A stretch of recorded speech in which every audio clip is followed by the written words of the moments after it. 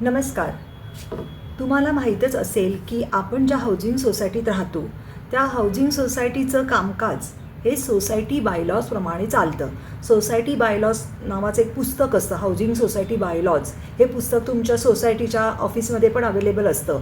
तर त्या बायलॉजमध्ये जे रूल्स रेग्युलेशन्स आहे ना, त्याचप्रमाणे सोसायटीचं आपल्या कामकाज असतं, जे दैनंदिन ते चालतं.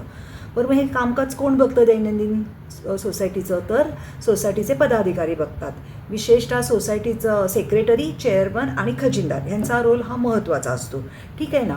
तर सोसायटीच्या बायलॉजप्रमाणे सोसायटीच्या संपत्तीचं रक्षण करणं आणि सोसायटीच्या संपत्तीचा विमा उतरवणं हे ह्या सोसायटीच्या पदाधिकाऱ्यांसाठी बंधनकारक असतं, हो की नाही? तर असे कुठले बंधनकारक प्रॉपर्टी इन्शुरन्स आहे याच्याविषयी आपण एक भाग बनवलेलाच आहे, पार्ट 1.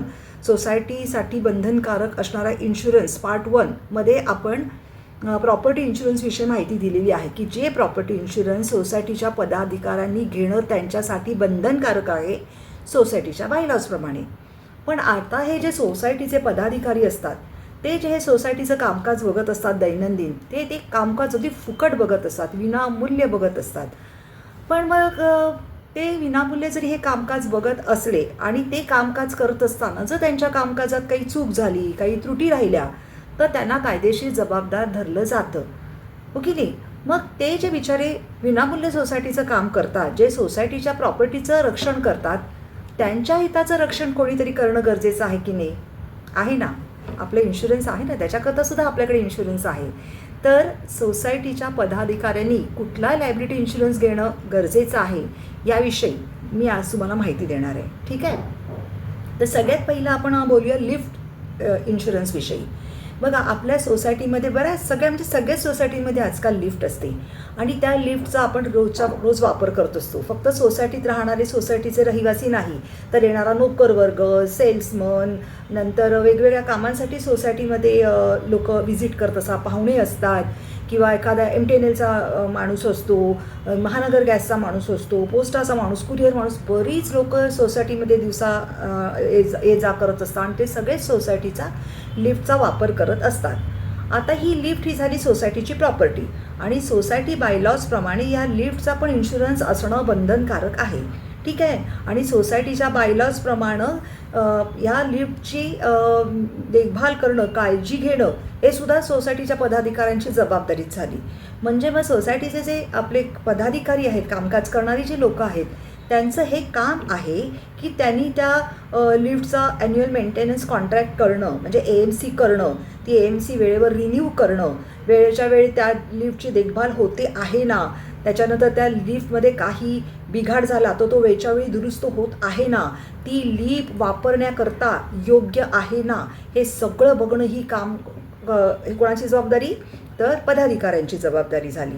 ठीक आहे. आणि जर ही जबाबदारी त्यांनी योग्यपणे पार पाडली नाही, AMC कॉन्ट्रॅक्टच नाही केलं किंवा जो तांत्रिक बिघाड असतो तो वेळच्यावेळी त्यांनी त्या पर्टिक्युलर टेक्निशियनला सांगून तो रिपेअर नाही करून घेतला, म्हणजे त्यांच्या कामात जर काही चूक झाली, काही त्रुटी राहिली, हो की नाही, आणि अशा तांत्रिक बिघाडामुळे जर एखाद्या व्यक्तीचं शारीरिक नुकसान झालं, आर्थिक नुकसान झालं, तर काय, लिफ्ट जर बिघडलेली असेल, तिच्यामध्ये तांत्रिक बिघाड असेल, तर एखादा अपघात होऊ शकतो.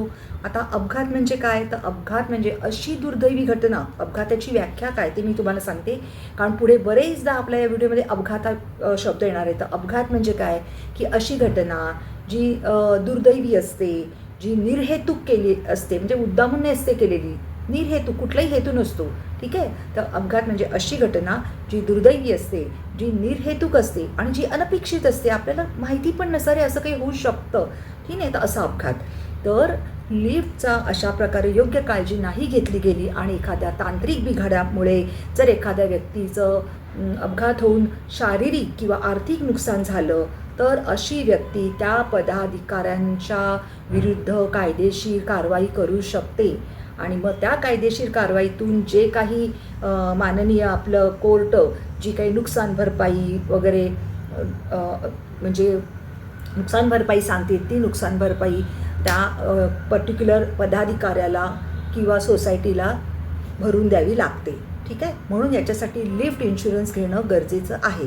कारण मग अशी जर ती व्यक्ती जिचं नुकसान झालं आणि ती कोर्टात गेली आणि कोर्टाने जर काही नुकसान भरपाईची रक्कम ठराविक बाबा नुकसान भरपाईची रक्कम तुम्हाला द्यावी लागेल असं सोसायटीला सांगितलं, तर ही आपली जी लिफ्ट इन्शुरन्स पॉलिसी आहे ना, ती या गोष्टीची काळजी घेते. त्यामुळे लिफ्ट इन्शुरन्स असणं गरजेचं आहे.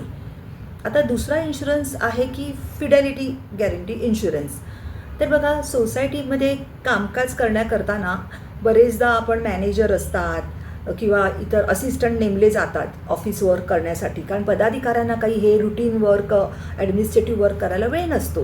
अशासाठी मॅनेजर वगैरे किंवा असिस्टंट नेमले जातात आणि मग त्या असिस्टंट किंवा मॅनेजरकडे काही आर्थिक जबाबदारी आपण सोपवल्या जातात की बाबा हे पैसे गोळा करणं, हे बँकेत जमा करणं किंवा एखाद्या सोसायटीमध्ये कामकाज काढलं तर त्या कॉन्ट्रॅक्टरला ते पैसे देणं किंवा अशा कितीतरी प्रकारचे आर्थिक उलाढाली तिथे असतात. मग या आर्थिक उलाढाल्यांमध्ये जर त्या पर्टिक्युलर एम्प्लॉईने काही आर्थिक धोके दिलेत किंवा आर्थिक अफरातफर केली तरी पण सोसायटीचं नुकसानच नाही का? तर मग अशावेळी आपल्याकडे काय असणं गरजेचं आहे? Fidelity insurance policy.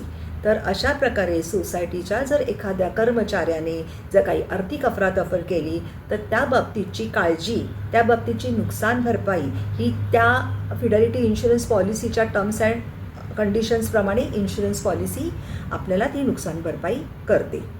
ओके. आता तिसरी पॉलिसी जी सोसायटीकडे असणं गरजेचं आहे ती आहे वर्कमेन्स कॉम्पेन्सेशन पॉलिसी.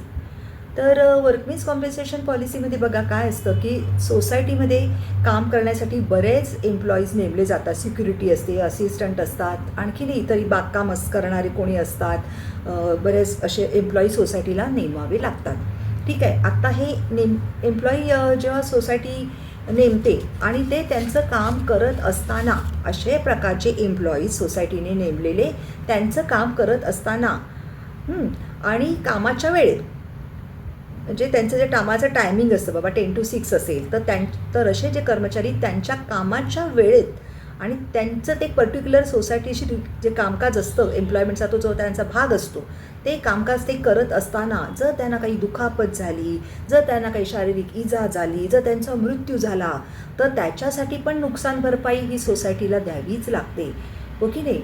तर मग हे एम्प्लॉई कुठल्या कुठल्या प्रकारचे असतात? तर हे एम्प्लॉई फुल टाईम एम्प्लॉई असू शकतात, हे एम्प्लॉई पार्ट टाईम एम्प्लॉई असू शकतात किंवा हे एम्प्लॉई कॉन्ट्रॅक्टरचे पण एम्प्लॉई असू शकतात.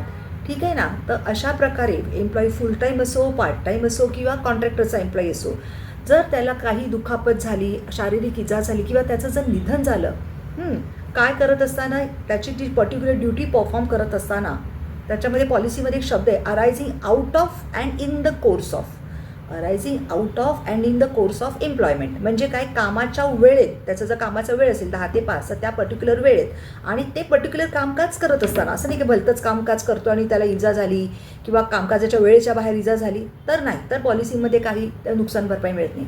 पण त्याला जे सोसायटीने ज्या कामासाठी नियुक्त केलं आहे ते नियुक्त केलेलं काम तो करत असताना आणि त्या पर्टिक्युलर वेळेमध्ये करत असताना जर त्याला काही नुकसान झालं, म्हणजे समजा त्या सोसायटीच्या प्रिमायसेसमध्ये पण त्याला नुकसान होऊ शकतं एखादं, पण कधी कधी काय असतं, ते सोसायटीच्या प्रिमायसेसच्या बाहेरसुद्धा त्याला जावं लागतं.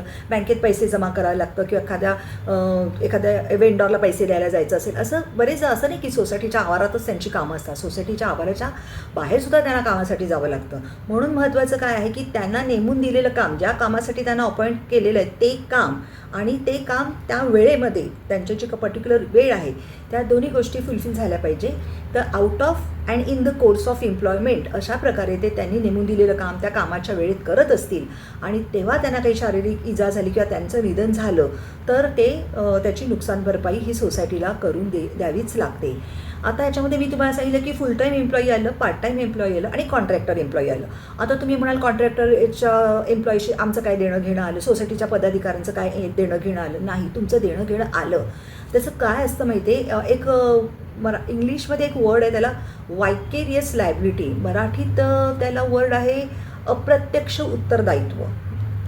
या वायकेरियस लायबिलिटीच्या अंडरच जर कॉन्ट्रॅक्टरच्या एम्प्लॉईला काही नुकसान झालं तर सोसायटी जबाबदार असते. आता ते तुम्हाला मी कसं ते सांगते.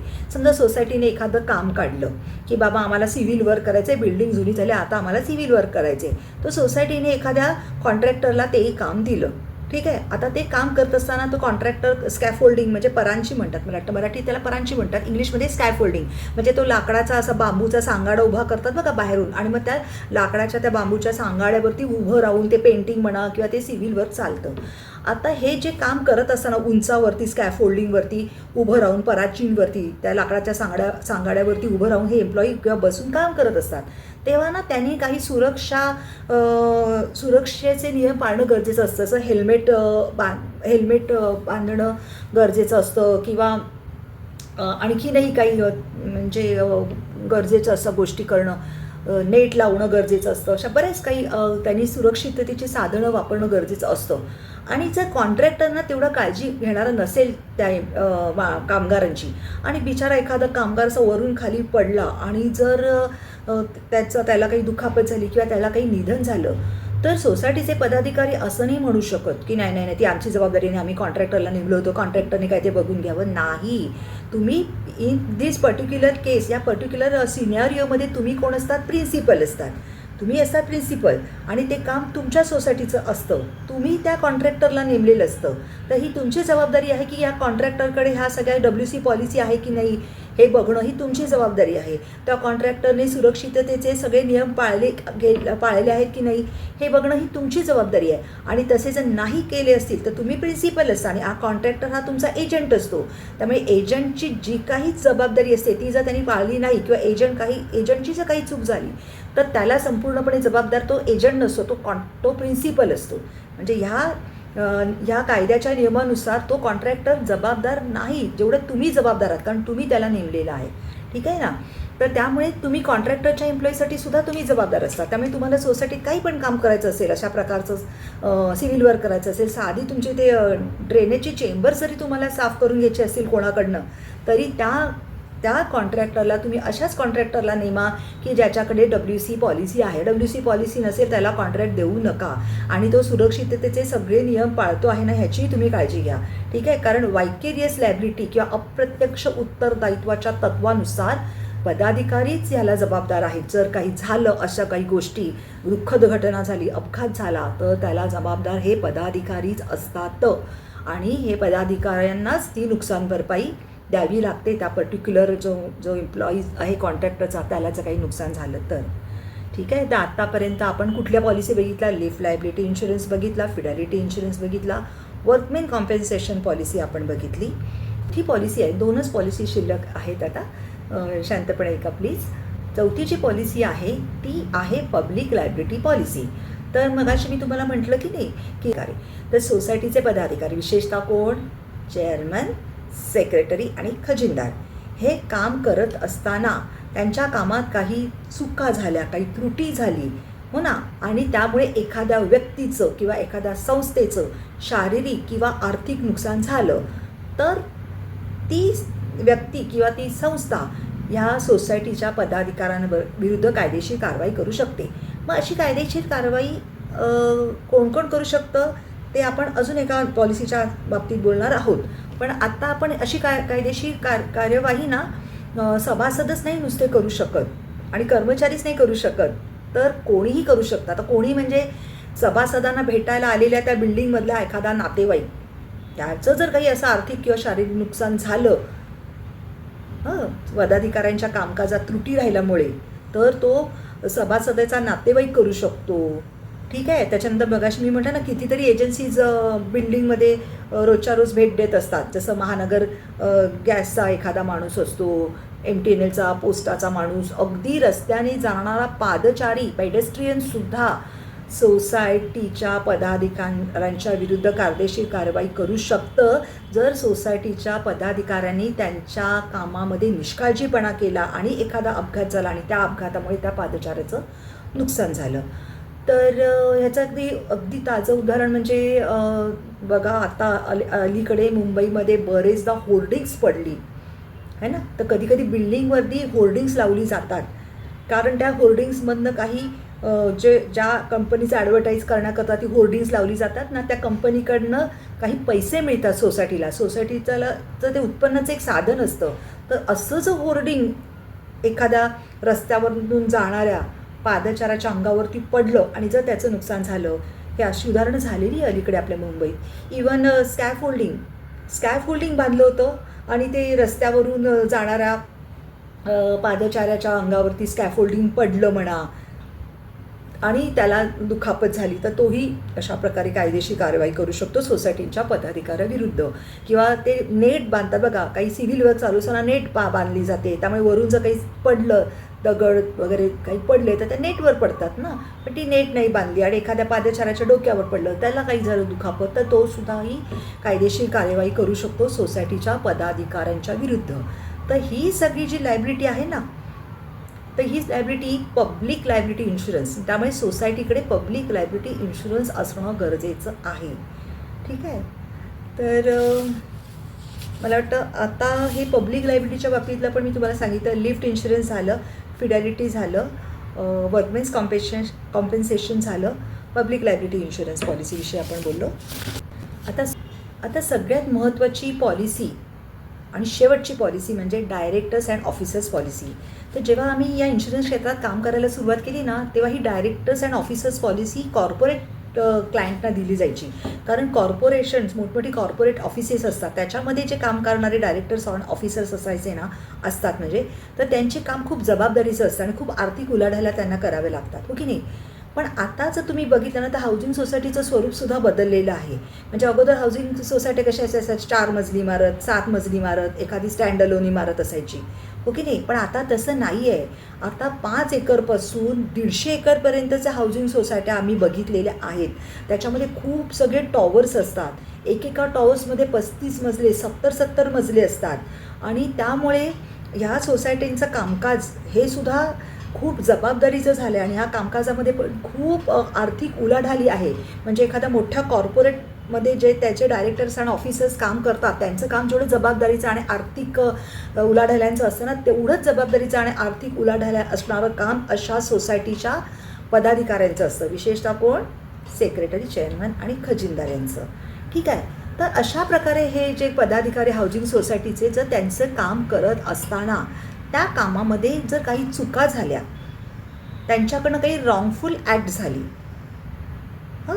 तर त्यांच्यामुळे, अशा त्या रॉंगफुल ॲक्टमुळे जर एखाद्या व्यक्तीचं किंवा संस्थेचं शारीरिक किंवा आर्थिक नुकसान झालं, तर अशी व्यक्ती किंवा अशी संस्था त्या पदाधिकाऱ्यांविरुद्ध कायदेशीर कारवाई करू शकते.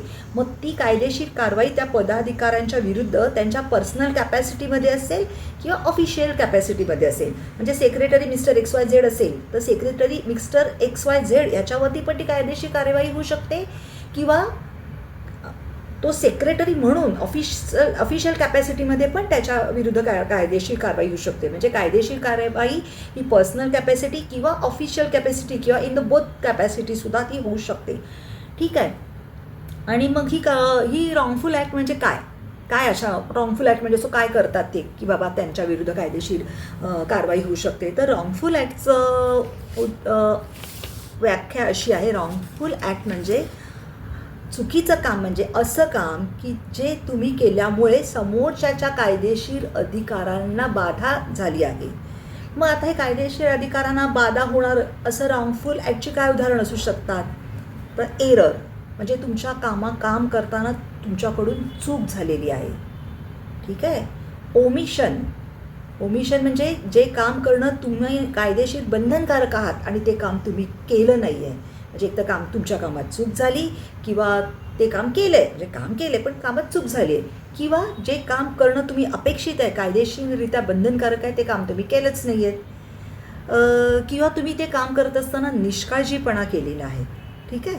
तर अशा प्रकारे सोसायटीच्या पदाधिकाऱ्यांनी जर काही रॉंगफुल ॲक्ट केली, रॉंगफुल ॲक्टचं उदाहरणं काही मी तुम्हाला दिली आहे. Error or omission or negligence म्हणजे काम केलं आहे पण त्याच्यात चूक झाली आहे, किंवा कायदेशीर बंधनकारक असणारं काम त्यांनी केलं नाही आहे.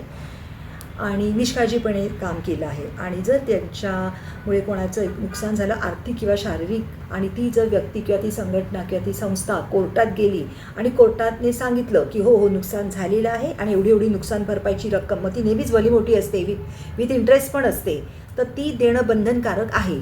मग ते बंधनकारक आहे. मग सोसायटीचे पदाधिकारी काय म्हणणार की नाही नाही आम्हाला माहितीच नव्हतं, असं काही रूल असतं किंवा असं काय करायचं असतं. नाही नाही, हा एक्सक्यूज तुम्ही नाही घेऊ शकत, कारण ignorance of law is not excuse. Ignorance of law cannot be an excuse. कळलं का? आणि विशेष जेव्हा तुम्ही पदाधिकारी म्हणून ती जबाबदारी घेतलेली आहेत ना, म्हणजे तुम्हाला हे माहिती असणं गरजेचं आहे. त्यामुळे तो एक्सक्यूज तिथे चालत नाही. किंवा आम्ही फुकट काम करतो, आम्ही कशाला देऊ, हा सुद्धा एक्सक्यूज चालत नाही. कारण काम तुम्ही फुकट करा किंवा काम तुम्ही पैसे घेऊन करा, कामाशी येणारी जे जबाबदारी आहे ना त्याच्याशी बांधिलकी तुम्ही नाही टाळू शकत. ठीक आहे. मग अशावेळी हे पैसे कोणी द्यायचे नुकसान भरपाईचे? तो म्हणेल पदाधिकारी मी कशाला माझ्या खिशातून देऊ, मी तर सोसायटीचं काम करत होतो. मग सोसायटीची लोक पण म्हणतील ना की अरे तुम्ही तुमचं काम नीट नाही केलं, तुमचं जबाबदारीने काम तुम्ही तुमचं नाही केलं, सोसायटी कशाला भुर्दंड, मग त्याच्यानं भांडणं लागू शकतात ना. म्हणून मग अशावेळी तुमच्यासाठी डायरेक्टर्स अँड ऑफिसर्स पॉलिसी असणं गरजेचं आहे. आता अशी उदाहरणं मी तुम्हाला 1-2 तुम्हाला देऊ शकते की कशा परिस्थितीत क्लेम येऊ शकतात. आता बघा, सोसायटीच्या बायलॉजमध्ये एक रूल आहे की सोसायटीचं जे रेकॉर्ड्स आहेत ते नीटरित्या मेंटेन करणं हे पदाधिकाऱ्यांचं काम आहे. आणि जर ते रेकॉर्ड्स नीट मेंटेन झाले नाही, म्हणजे समजा आता बघा एखाद्या सभासदांनी बँकेचं लोन घेतलं, हाऊसिंग लोन घेतलं आणि तो फ्लॅट परचेस केला, तर नियमाप्रमाणे त्या बँकेचा बोजा म्हणजे लीन किंवा बोजा त्या फ्लॅटच्या कागदपत्रावर असतो आणि तो फ्लॅट विकताना त्या बँकेच्या NOC घेणं गरजेचं असतं.